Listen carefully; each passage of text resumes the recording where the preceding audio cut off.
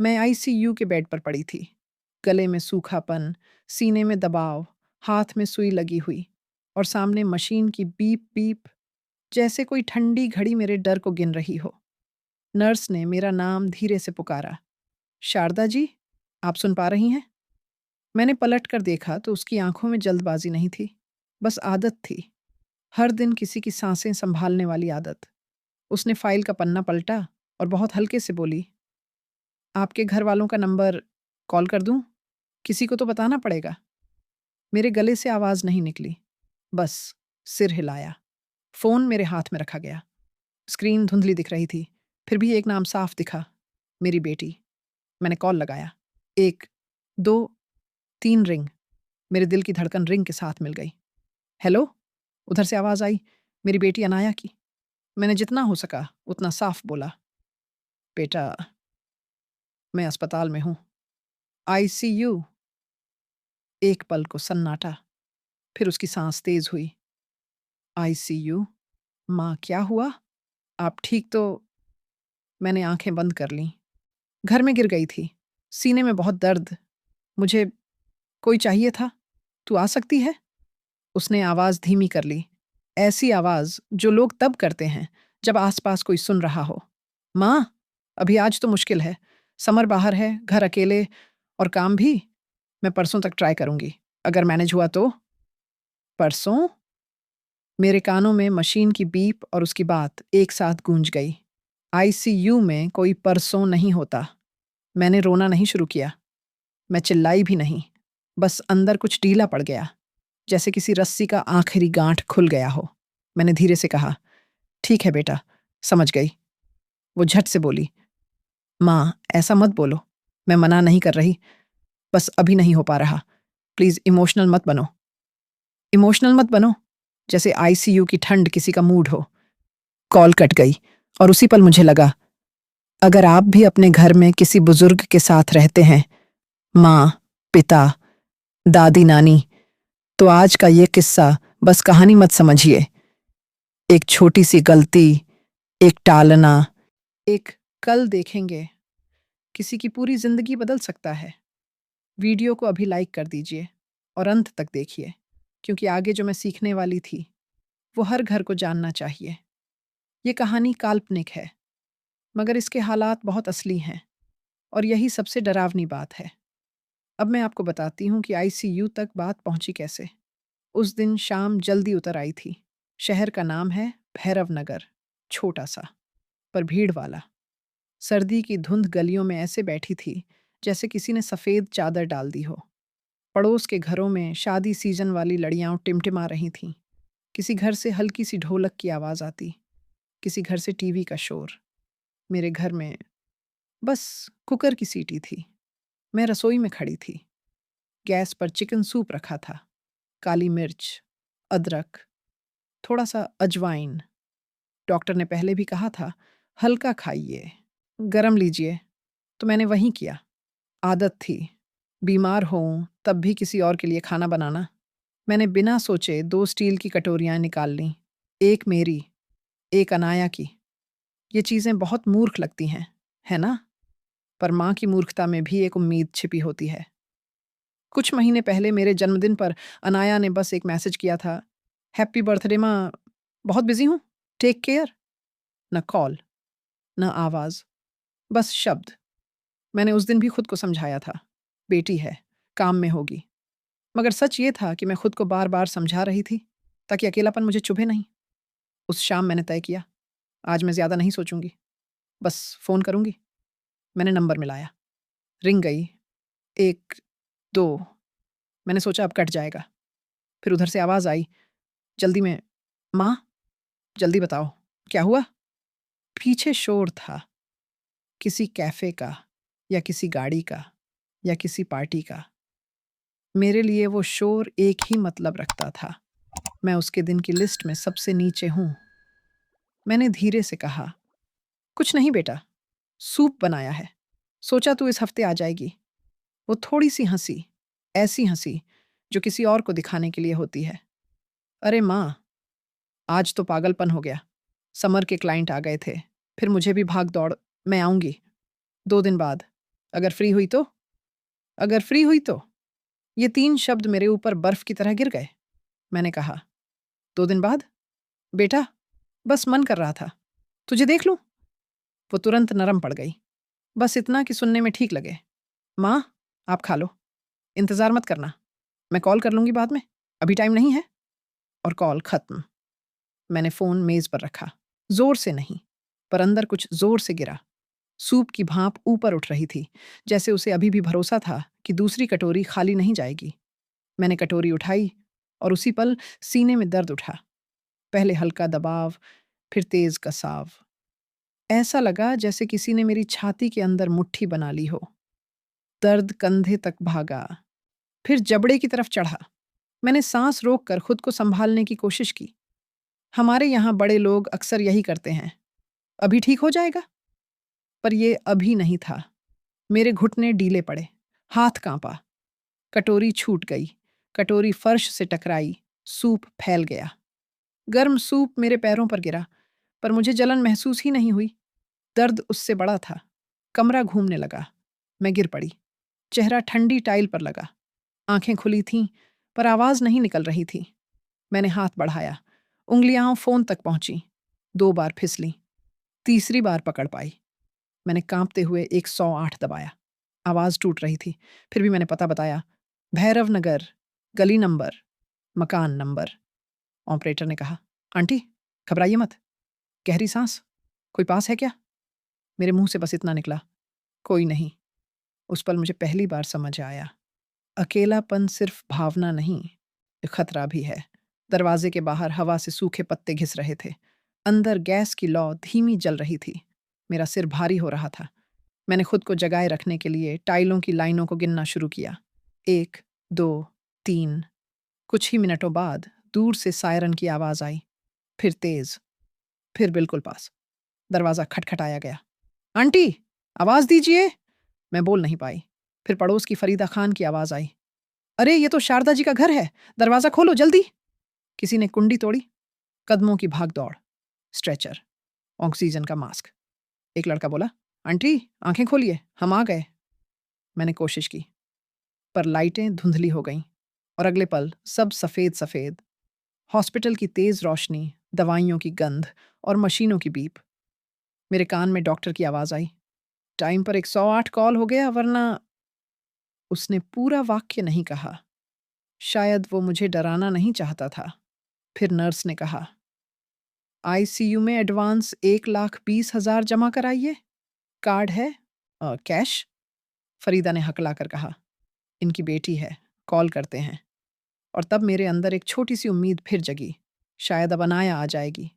ICU, पैसे, doctor, ये सब सुनकर तो कोई भी भाग कर आएगा।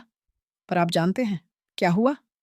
मैंने खुद कॉल किया और जवाब मिला, परसों ट्राई करूंगी। उस रात आईसीयू के पर्दे के पीछे किसी और के घर वाले बैठे थे। कोई बुजुर्ग आदमी लेटा था और उसका बेटा उसके पैर दबा रहा था। उसकी बहू पानी पकड़ाए खड़ी थी। एक छोटा बच्चा कुर्सी पर ऊँघ रहा था। कोई चीख नहीं, कोई फिल्मी सीन नहीं, बस साथ। और वो साथ मुझे अंदर से चुभ रहा था। नर्स काव्या ने फिर पूछा था, शारदा जी, आपके रिकॉर्ड में हम किसको फैमिली कॉन्टैक्ट लिखें? मैंने पल भर को सोचा, क्या मैं बेटी का नाम लिख दूं जो परसों आएगी, या सच लिख दूं जो आज है? मैंने बहुत धीमे से कहा, अभी कोई नहीं। काव्या ने मेरी तरफ ऐसे देखा जैसे वो समझ गई हो। उसने कुछ नहीं कहा, बस फॉर्म पर पेन चलाया। और तभी रात के ठीक बीच में मेरे फ़ोन की स्क्रीन जली। अनाया का मैसेज था, माँ, कल शायद आ जाऊं, पर आप किसी को मत बताना कि आपने इतना बड़ा ड्रामा किया। मेरी आंखें उस लाइन पर टिक गईं।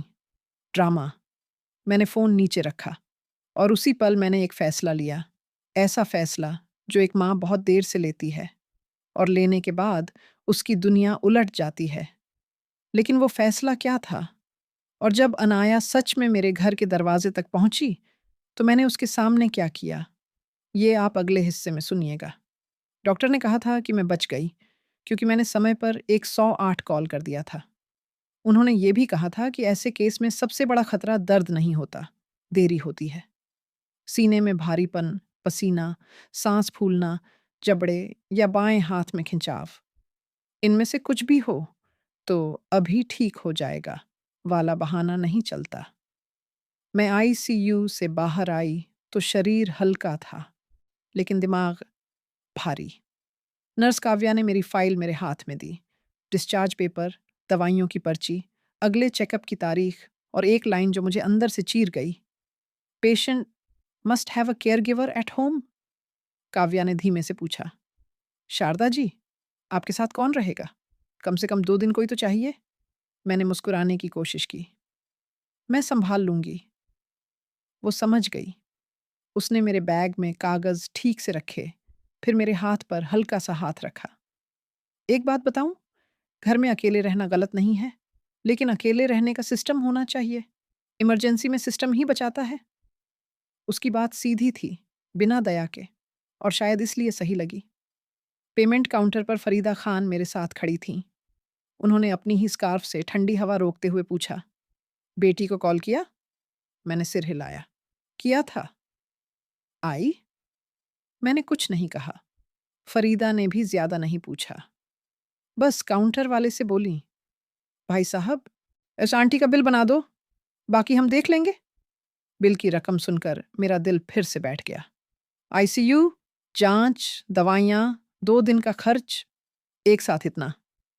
मैंने अपने बैग से एटीएम कार्ड निकाला, पर हाथ कांप रहा था। फरीदा ने तुरंत कहा, आप रहने दो, मैं यूपीआई कर देती हूँ, बाद में आप मुझे दे देना। मैंने विरोध किया, लेकिन वो मेरी बात काट कर बोली, अभी बहस मत करो, अभी आपको सांस लेनी है, ये सब नहीं। उस दिन पहली बार मुझे एहसास हुआ कि रिश्तों की कमी को कभी कभी पड़ोसी पूरा कर देते हैं, और कभी कभी पड़ोसी ही परिवार बन जाते हैं, जब परिवार समय नहीं निकालता। कैब में बैठते हुए ड्राइवर ने पूछा, माता जी, घर पर कौन मिलेगा? मैंने वही जवाब दिया जो अब आदत बन रहा था, कोई नहीं, बस गेट तक छोड़ देना। घर का दरवाज़ा खुलते ही वही पुरानी ठंड अंदर घुसी। रसोई में कदम रखते ही मेरी नज़र फर्श के उस दाग पर गई, सूप वाला, जैसे वो दाग मेरे साथ साथ मेरी यादों पर भी चिपका हो। मैं कुछ देर बस खड़ी रही, फिर धीरे से कुर्सी खींचकर बैठ गई। फ़ोन मेरे हाथ में था। स्क्रीन पर अनाया का पुराना मैसेज चमक रहा था, माँ, कल शायद आ जाऊं, पर आप किसी को मत बताना कि आपने इतना बड़ा ड्रामा किया। ड्रामा। मैंने फ़ोन एक तरफ रखा और पहली बार सच में समझा कि चोट सिर्फ उसके न आने से नहीं लगी। चोट इस बात से लगी कि मेरी हालत उसके लिए सीरियस नहीं थी, ओवर रिएक्शन थी। उसी शाम मैंने एक काम किया जो मैं सालों से टाल रही थी। मैं अलमारी से एक मोटी फाइल निकाल लाई।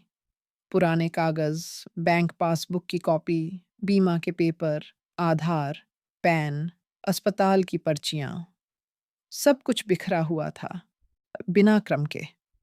काव्या की बात मेरे कान में गूंज रही थी, अकेले रहने का सिस्टम। मैंने फाइल के ऊपर एक सफ़ेद कागज़ चिपकाया और बड़े अक्षरों में लिखा, अगर मुझे कुछ हो जाए। ये लाइन लिखते ही हाथ कांपा, लेकिन मैंने लिखा।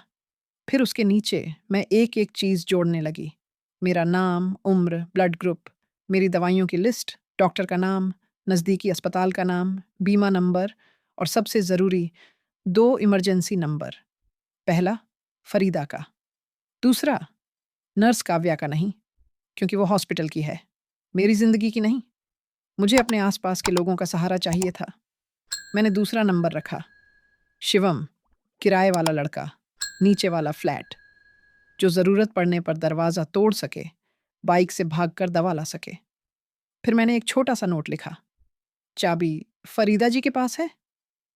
ये सब करते हुए मुझे शर्म नहीं आई, मुझे राहत आई, क्योंकि पहली बार मैं उम्मीद पर नहीं, व्यवस्था पर चल रही थी। अगली सुबह, कमज़ोरी के बावजूद, मौसी मैंने अपने डॉक्टर के बताए समय पर दवा ली, पानी पिया, और सबसे पहले फरीदा के घर गई। वो चौखट पर ही खड़ी थीं, जैसे उन्हें पता था मैं आऊंगी। मैंने कहा, फरीदा जी, एक बात कहनी है। वो बोली, कहो। मैंने अपनी दूसरी चाबी उनके हाथ में रख दी। आपके पास रहेगी, सिर्फ इमरजेंसी में। फरीदा ने चाबी ली, कोई बड़ा रिएक्शन नहीं दिया, बस इतना कहा, ठीक है, और आप भी मेरी चाबी रख लो। दुनिया में कोई भी पूरी तरह अकेला नहीं होना चाहिए। वापस आकर मैंने एक और काम किया। मैंने एडवोकेट राघव सान्याल को कॉल किया। उन्होंने फ़ोन उठाते ही कहा, शारदा जी, आप ठीक हैं? मैंने कहा, ठीक तो नहीं, पर होश में हूँ। शुक्रवार की अपॉइंटमेंट रहेगी। उन्होंने शांत आवाज़ में कहा, बिल्कुल, और एक सलाह, आप मेडिकल नॉमिनी और इमरजेंसी कॉन्टैक्ट अलग-अलग करिए। कई लोग सिर्फ प्रॉपर्टी का सोचते हैं, इलाज का नहीं। ये बात सुनकर मुझे गुस्सा नहीं आया, मुझे सच लगा। शुक्रवार दोपहर मैं उनके ऑफिस गई। छोटा-सा, साफ-सुथरा, कागज़ों की हल्की गंध वाला। उन्होंने बिना ड्रामा के सीधी बात रखी। आप चाहती हैं कि आपकी मेडिकल फैसले कौन ले और आपकी बैंक स्लैश बीमा नॉमिनी कौन हो? ये सब अलग-अलग किया जा सकता है। मैंने एक पल सोचा, फिर कहा, मेडिकल में फरीदा खान, बैंक में अभी भी बेटी का नाम है, पर मैं चाहती हूँ कि कुछ चीज़ें सुरक्षित रहें। वो बोले, आप बेटी को हटाना चाहें तो भी कानूनन कर सकती हैं, पर मैं आपको एक बैलेंस्ड रास्ता बताता हूँ। कुछ फंड आपके इलाज और आपके खर्च के लिए सुरक्षित ट्रस्ट में, बाकी आप जैसे चाहें। मैंने पहली बार महसूस किया कि ये फैसला बदले का नहीं है, ये सुरक्षा का है। मैंने दस्तखत किए। कुछ जगह नॉमिनी बदला, कुछ जगह जॉइंट कंडीशन डाली कि कोई भी बड़ा फैसला बिना दूसरे व्यक्ति के नहीं होगा। ये सब सुनने में सूखा लगता है, लेकिन सच यही है। कागज़ ही तब बोलते हैं जब अपने लोग चुप हो जाते हैं। ऑफिस से निकलते समय मेरे कदम हल्के थे। मैं खुश नहीं थी, पर मैं बिखरी भी नहीं थी। घर लौटते हुए रास्ते में सब्जी मंडी दिखी। मैंने बहुत दिनों बाद खुद के लिए कुछ खरीदा। अमरूद, अदरक, तुलसी का छोटा पौधा, सिर्फ इसलिए कि घर में कुछ जीता हुआ होना चाहिए। उसी रात मैं खिड़की के पास बैठी थी। बाहर पड़ोस के घरों में रोशनी थी। भीतर मेरा घर शांत था। फ़ोन की घंटी नहीं बज रही थी और पहली बार ये शांति मुझे डरावनी नहीं लगी। 2 दिन बाद शाम को दरवाजे की घंटी बजी। एक बार, फिर दूसरी बार। मैं जान गई, ये अनाया है। माँ! बाहर से आवाज़ आई, बनावटी मीठी। ओपन करो, मैं आ गई। मैंने तुरंत दरवाज़ा नहीं खोला, क्योंकि सालों से मैं यही करती आई थी। अभी खोलो, अभी माफ़ करो, अभी समझो। इस बार मैंने खुद को 1 मिनट दिया, सांस ली, फिर दरवाज़ा खोला। अनाया सामने खड़ी थी, बाल बंधे हुए, चेहरे पर थकान, हाथ में फल का डिब्बा और आंखों में वो घबराहट जो लोगों को तब होती है जब उन्हें अपनी गलती का अंदाज़ा देर से आता है। वो अंदर आई, रसोई देखी, फर्श का दाग देखा और अचानक उसकी आवाज़ टूट गई। माँ, ये सब कब से है? मैंने कहा, जिस दिन तू 2 दिन बाद बोली थी। वो झट से बोली, माँ, मैंने नहीं सोचा था इतना। मैंने उसकी बात नहीं काटी। मैं बस कुर्सी पर बैठ गई। बैठ? वो बैठी, हाथ में फल का डिब्बा रखा, फिर बोली, माँ, मैं सच में फंसी हुई थी। समर बाहर था, घर, काम, लोन की ईएमआई। मैंने पहली बार उसको पूरी बात कहने दी, क्योंकि मैंने तय कर लिया था, मैं लड़ाई नहीं करूंगी, मैं सच रखूंगी। वो बोलती रही, माँ, मुझे लगा आप संभाल लोगी। आप हमेशा संभाल लेती थीं। और जब आप आईसीयू बोलीं, मुझे लगा आप गुस्से में बढ़ा चढ़ा कर कह रही हो। मैं बहुत गलत थी। उसकी आंखें भर आईं। मैं शर्मिंदा हूँ माँ, मैंने कहा। शर्मिंदा होना ठीक है, पर शर्म से कुछ नहीं बदलता, बदलाव से बदलता है। वो चौंक गई, जैसे उसे ऐसी लाइन की उम्मीद नहीं थी। मैंने आगे कहा, देख अनाया, मुझे तुझसे न नफ़रत है न बदला, पर मुझे अब अपना सिस्टम चाहिए। मुझे ये नहीं चाहिए कि अगली बार मैं फर्श पर गिरूं और कोई परसों बोले।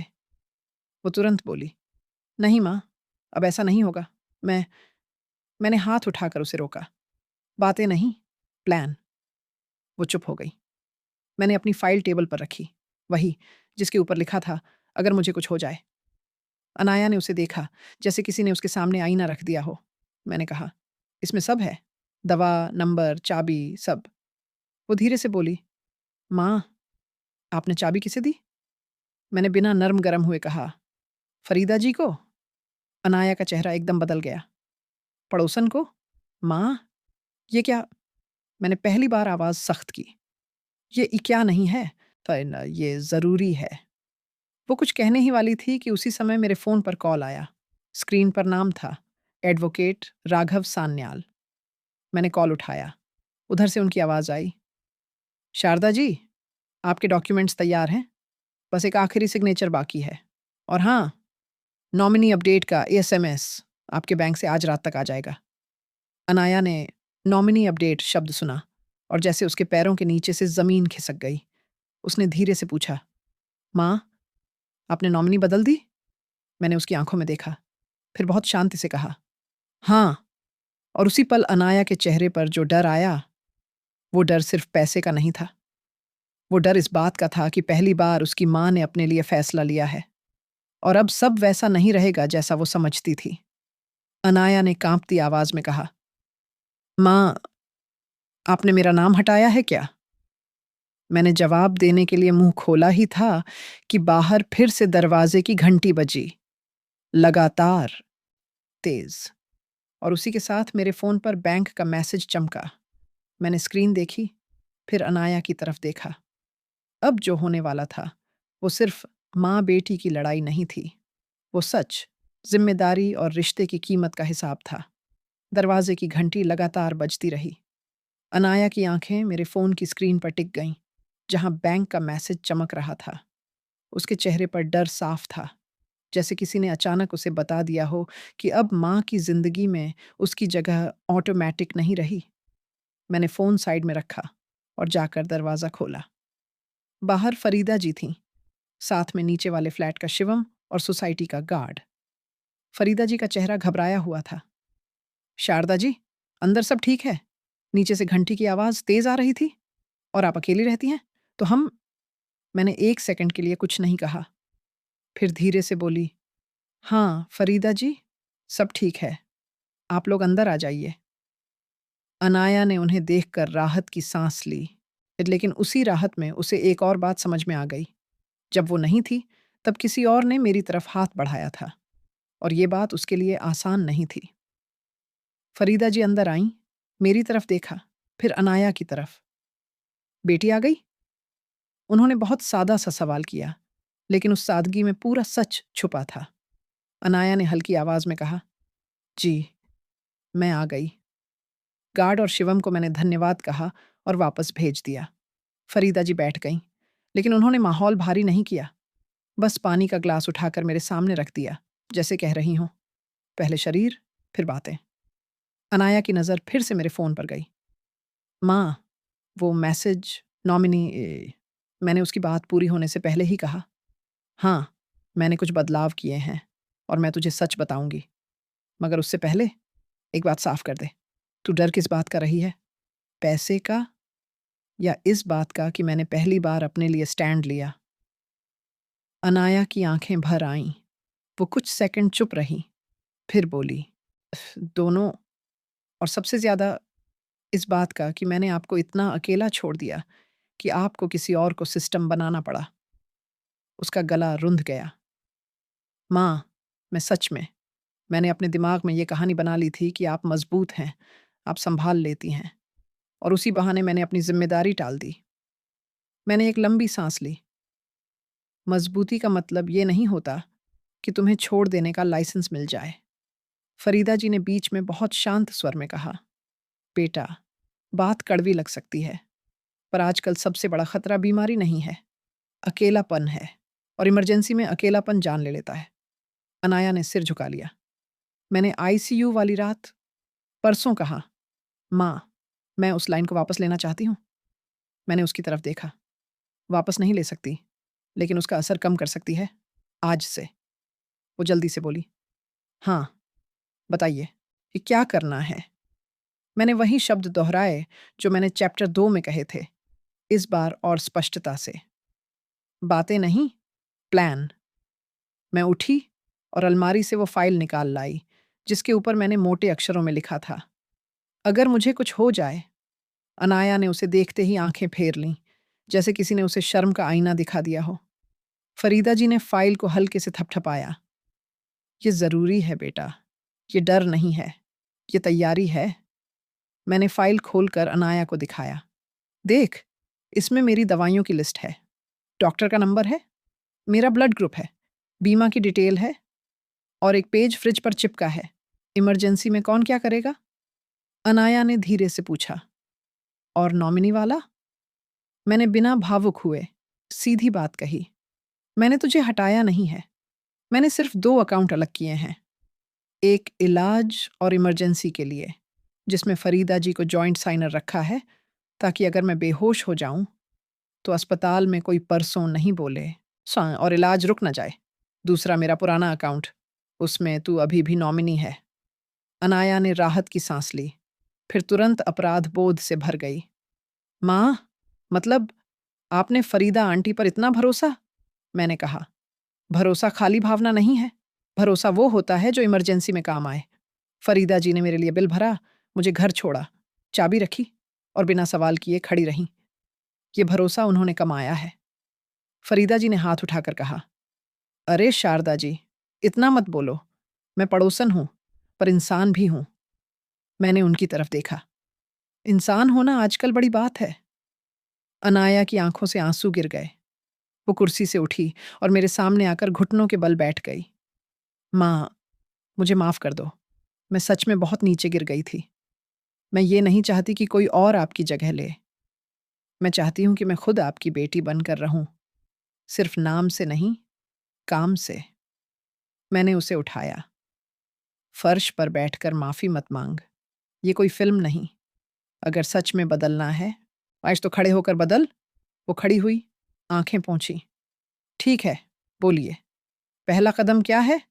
मैंने कहा। पहला कदम, आज से मेरे साथ इमरजेंसी रूल रहेगा। अगर मैं कॉल करूं और 2 बार में ना उठे, तो तीसरी बार उठाना ही होगा। और अगर मैं सीने में दर्द या सांस बोलूं, तो तुम कोई बहस नहीं करोगी। तुरंत 108 या 112 और फरीदा जी को कॉल। समझी? अनाया ने सिर हिलाया। समझ गई। मैंने दूसरी बात जोड़ी, उसे एड्यूटेनमेंट की तरह नहीं, घर की बात की तरह। और एक बात तू भी सीख ले, हार्ट की परेशानी कई बार फिल्म जैसी नहीं होती। कभी कभी सिर्फ भारीपन, पसीना, उलझन, जी मिचलाना, सांस फूलना, बस इतना। बुजुर्ग अक्सर खुद ही बोलते हैं गैस है, पर गैस नहीं भी हो सकती। ऐसी स्थिति में बहस नहीं, एक्शन। फरीदा जी ने कहा, और बेटा, अगर घर में कोई अकेला रहता है तो फ्रिज पर नंबर चिपकाना, दवाइयों का पाउच बनाना और एक छोटी गो बैग रखना, आधार की कॉपी, बीमा कार्ड, थोड़े कैश, ये सब बहुत काम आता है। अनाया ने तुरंत कहा, मैं आज ही बना दूंगी। मैंने उसे रोका नहीं, क्योंकि पहली बार उसकी जल्दी में बहाने नहीं थे, जिम्मेदारी थी। फिर एक छोटी लेकिन सबसे जरूरी बात आई, वो बात जो हर घर में बोलनी चाहिए, मगर लोग डर के मारे नहीं बोलते। मैंने कहा, अनाया, सुन, माता पिता का ध्यान रखना कोई एहसान नहीं है, ये जिम्मेदारी है। और अगर कोई बच्चा लगातार माता पिता को अकेला छोड़ देता है, तो बुजुर्गों के पास मदद लेने के रास्ते होते हैं, कानूनी भी और हेल्पलाइन भी।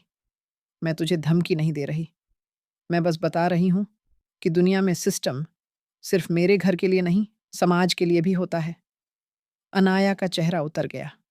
माँ, आपने कभी ऐसा सोचा? मैंने कहा, मैंने सोचा नहीं।